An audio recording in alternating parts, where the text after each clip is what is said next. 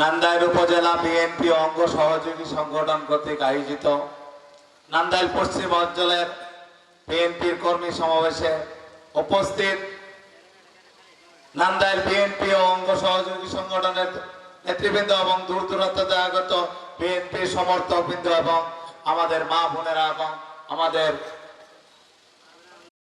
মুরব্বিয়ান, আসসালামু আলাইকুম। আমার নির্বাচনী এলাকায় এই কর্মী সভায় আপনাদের মাঝে আমি উপস্থিত হয়ে আনন্দিত।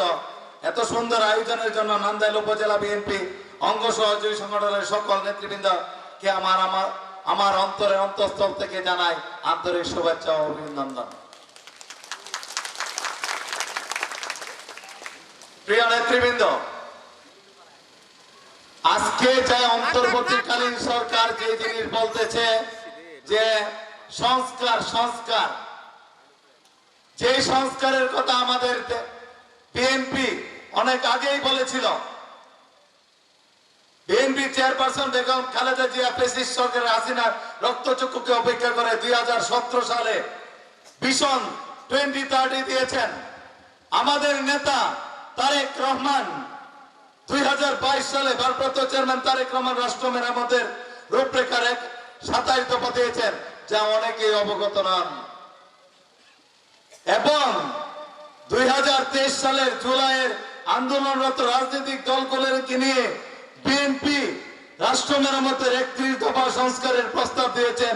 বাংলাদেশ বর্তমানে যে সকল সংস্কারের কথা বলা হচ্ছে তার সবই 31 দফায় অন্তর্ভুক্ত রয়েছে, বরং আরো অনেক বেশি সংস্কারের প্রস্তাব রয়েছে 31 দফা। তাই বিএনপি বরাবর এই সংস্কারের অগ্রদূত বলা যেতে পারে। বিএনপি বরাবর এই সংস্কারমুখী একটি রাজনৈতিক দল। সুতরাং সংস্কার সংস্কার বলে নির্বাচনকে পেছানোর কোন ষড়যন্ত্র করবেন না। আমরা সংস্কার চলমান থাকবে এবং নির্বাচন হবে।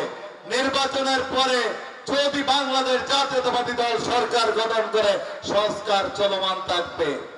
আমরা চাই আগামী ফেব্রুয়ারি মাসের ভিতর নির্বাচনের তফসিল ঘোষণা করা হোক।